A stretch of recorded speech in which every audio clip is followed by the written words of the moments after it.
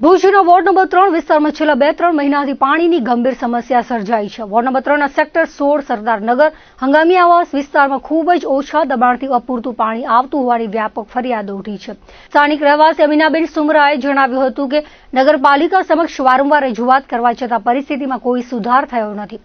શુક્રવારે ward number 3ના રહેવાસીઓ આ વિસ્તારના નગરસેવકો ફકીર મહમદ કુંભાર સાથે ભુજ નગરપાલિકા રજૂઆત કરવા માટે પહોંચ્યા હતા। નગરપાલિકાના ચીફ ઓફિસર પ્રમુખ અને પાણી સમિતિના અધિકારીઓને પરિસ્થિતિથી વાકેફ કર્યા હતા। નગરપાલિકા તંત્રએ તાત્કાલિક પગલાં લઈ પૂરતા દબાણથી પાણી પહોંચાડવાની ખાતરી આપી હતી। નગરસેવક ફકીર મહમદ કુંભારે જણાવ્યું હતું કે નજીકમાં આવેલ નવી સોસાયટીમાં મોટી લાઈન ખેંચવામાં આવી હોવાથી વોર્ડ નંબર 3ના કેટલાક વિસ્તારોમાં પાણીનું પ્રેશર ઓછું થયું છે। ગરમીના દિવસોમાં લોકોને પૂરતું પાણી મળતું નથી। તંત્રએ સત્વરે કામગીરી કરવાની ખાતરી આપી હોવાનું જણાવી તેમણે લોકોને પાણીનો કરકસરપૂર્વક ઉપયોગ કરવાનો અનુરોધ કર્યો હતો। અમારી પાણીની લાઇટની તકલીફ છે। અમે વારંવાર પાણીવાળાને અરજી કરીએ છીએ, દાદ દેતો નથી અમને કે અમારું પાણી ધીમું છે ને આમ છે ને તેમ છે। ઘડી ઘડી અમને અહીંયાથી બેસાડી દે છે, નથી અહીંયા અમને આવવા દેતો કે ના ના અમે કરી નાખશું એ કરી કાંઈ નથી નાખતો।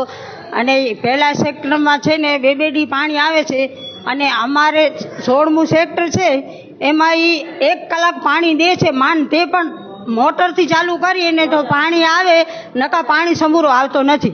અમારા આ લગભગ 2 મહિનાથી તો એમને એમ જે આ પાણીવાળો બદલ્યો છે ને તેમને તેમ સમસ્યા અમારી પાણીની ચાલુ જ પડી છે।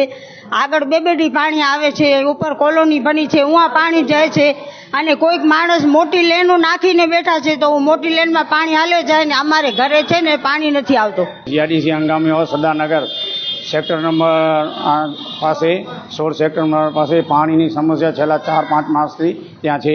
તાજેતરમાં ત્યાં કોઈ નવી કોલોની બની છે, ત્યાં કોલોનીમાં કંઈ મોટી લાઈન લઈ ગયા છે, એના કારણે તે વિસ્તારમાં પાણીનું પ્રેશર બહુ ધીમું થઈ ગયું છે ને હાલમાં એ લોકો મને ફોન કરે કે તમે નગરપાલિકામાંથી આવો તો પાણીની રજૂઆત કરવા માટે, તો અમે એમની સાથે નગરપાલિકામાં આવ્યા છીએ અને નગરપાલિકાના સીઓ અને પ્રમુખ સાહેબ પાસે અને પાણીના ઇન્ચાર્જ સાથે અમે વાતચીત કરીને જે કંઈ એમનો પ્રશ્નો છે એ પાણીનો પ્રશ્ન તાત્કાલિક એનો હલ કરશું।